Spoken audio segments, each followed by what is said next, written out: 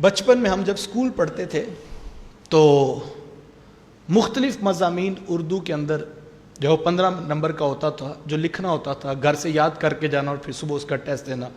کبھی صفائی نصف ایمان پر، کبھی میرا اسکول میرا مدرسہ، تو ایک عنوان ہوتا تھا اسوہ حسنہ، آقا کریم علیہ السلام کی سیرت کے عنوان پر۔ تو اس وقت بچے ہوتے تھے، تو وہ ہم ایک دن بیٹھے تھے تو ایک دوست جو ہے وہ ہیڈنگز یاد کر رہا تھا آقا کریم علیہ السلام کی سیرت کی، کہ پہلی سچائی ہے، دوسری دیانتداری ہے، تیسری سخاوت ہے۔ تو میں اسے کہا کہ یہ بھی بھلا کوئی یاد کرنے والی چیزیں ہیں؟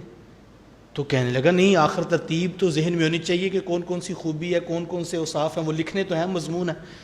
تو میں نے کہا یار یہ تو پوچھنے کی ضرورت نہیں، تم خوبیاں لکھتے چلے جاؤ، تمہیں میرے رسول کی ذات میں نظر آتی چلی جائے گی۔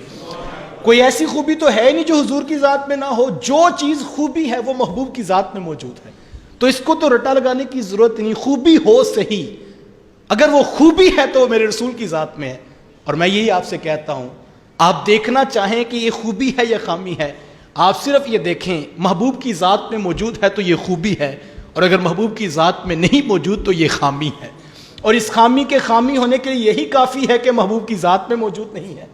تو خوبی اور خامی کیا ہے؟ محبوب کی ذات میں جو موجود ہے، جس کو محبوب پسند کر لیں، اور سادہ کر دوں، جس بات کو محبوب پسند فرما لیں وہ خوبی بن جاتی ہے، اور جس بات کو محبوب ناپسند کر لیں وہ خامی بن جاتی ہے۔ اور خوبی اور خامی کے یہی معیار ہیں جو ہمیں اسلام نے دیے ہیں، اور اسی لیے کہا لَقَدْ كَانَ لَكُمْ فِي رَسُولِ اللَّهِ أُسْوَةٌ حَسَنَةٌ، بے شک پیغمبر خدا کی زندگی تمہارے لیے بہترین نمونہ ہے۔ اور ہم خوش قسمت ہیں کہ اسلام نے ہمیں رول ماڈل پیش کر دیا اور کہا یہ ذات کامل ہے تمہارے سامنے، اور تم ان کی خوبیاں دیکھتے دیکھتے اپنے اندر اپنانا شروع کر دو، تو یہی تمہاری راہ نجات ہے۔ اور اگر جو چیزیں ان میں نہیں ہیں، انہوں نے ناپسند کی ہیں، ان کو چھوڑتے چلے جاؤ، تمہاری ذات بھی کاملیت کا سفر جو ہے وہ شروع کر دے گی۔ تو ہمیں خوبی کیا ہے، خامی کیا ہے، محبوب کی ذات کے اندر نظر آتی ہے، اور ہمیں اس سے پتہ ملتا ہے کہ خوبیاں کیا ہوتی ہیں اور خامیاں کیا ہوتی ہیں۔